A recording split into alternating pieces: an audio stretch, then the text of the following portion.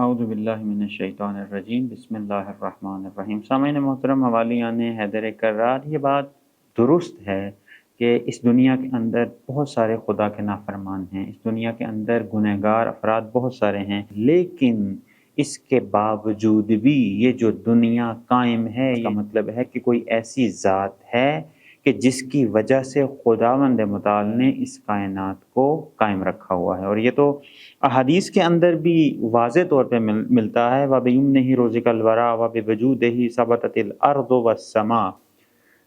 انتہائی مہم نکتہ ہے اب ان افراد کے لیے کہ جو یہ کہتے ہیں کہ اس وقت فقط امام جو پردہ غیب میں ہیں تو فعلاً امام امامت نہیں کر رہے۔ یہ حدیث ان کے منہ کے اوپر بہت بڑا تماچا ہے کہ آپ جو رزق کھا رہے ہیں وہ اس امام کے صدقے میں کھا رہے ہیں، آپ اس امام کی وجہ سے رزق کھا رہے ہیں، اور آپ جس زمین پہ چل رہے ہیں، جس جگہ پہ بھی آپ ہیں، اگر آپ اس دنیا میں زندگی گزار رہے ہیں تو یہ فقط اور فقط وجود امام زمانہ، امام وقت کا صدقہ ہے، اور یہ خدا کی حجت ہے۔ وَبِيُمْنِهِ رُزِقَ الْوَرَىٰ، ہم تک جو رزق پہنچتا ہے خداوند متعال امام کے ذریعے سے دیتا ہے، امام کی وجہ سے دیتا ہے۔ ہم اس دنیا میں چل رہے ہیں، ہم امام کی وجہ سے چل رہے ہیں۔ سامعین محترم، معرفت کیوں ضروری ہے؟ جس طرح کل بھی عرض کیا تھا کہ معرفت نہ ہو تو انسان منحرف ہو جاتا ہے، معرفت نہ ہو تو انسان انحراف کا شکار ہو جاتا ہے، معرفت نہ ہو تو انسان گمراہ ہو جاتا ہے۔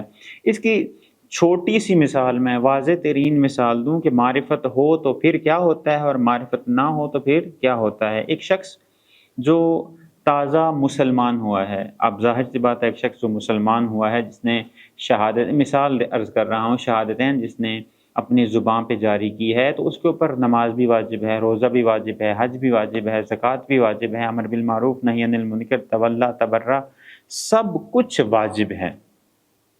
اگر وہ پہلے ہی دن جس نے شہادتین اپنے لبوں پہ جاری کیا ہے مسجد میں چلا جائے، بغیر کسی سے پوچھے، بغیر کسی کو بتائے مصلی عبادت پہ کھڑا ہو جائے، تو نہ اس کو یہ پتہ ہے کہ سجدہ کب کرنا ہے، نہ اس کو یہ پتہ ہے رکوع کب کرنا ہے، نہ اس کو یہ پتہ ہے کہ میں نے ذکر کس طریقے سے پڑھنا ہے، نہ اس کو یہ پتہ ہے کہ میں نے تشہد کیسے کرنا ہے، نہ اس کو یہ پتہ ہے کہ میں نے قیام کیسے کرنا ہے، تو اس کی عبادت اس کے کوئی کام نہیں آئے گی۔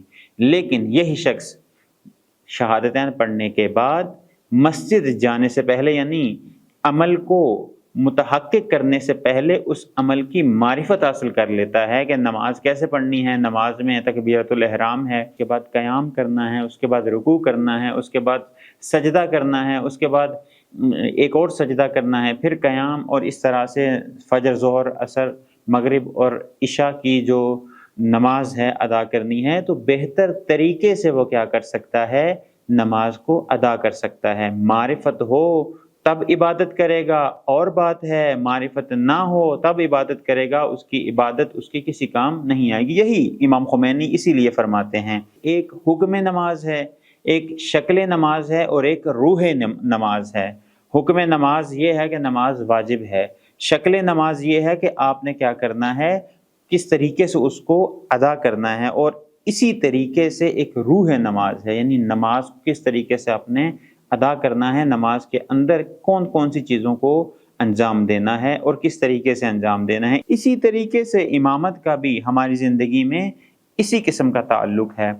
امام صادق علیہ السلام کا ایک مشہور و معروف صحابی حشام ابن حکم اور مناظرے کیا کرتا تھا۔ ایک شخص عمر ابن عبید معتزلی، وہ بصرہ میں آتا ہے اور بصرہ میں آ کے یہ کہتا ہے کہ پوچھ لو مجھ سے، جو کچھ پوچھنا ہے پوچھ لو، یعنی سلونی کا دعویٰ بعد از علی، جو سلونی کا دعویٰ بصرہ میں کیا، تو حشام کو پتہ چلا، حشام گیا، جمعہ کا دن تھا، حشام نے پوچھا عمر ابن عبید کس جگہ پہ درس دے رہا ہے، تدریس کر رہا ہے، درس و بحث کر رہا ہے۔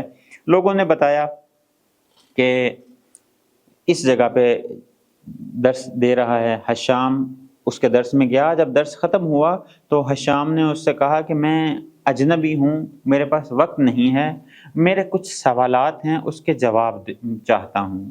تو اس نے کہا ہاں پوچھو، جو پوچھنا ہے پوچھو۔ حشام نے کہا تمہاری آنکھیں ہیں؟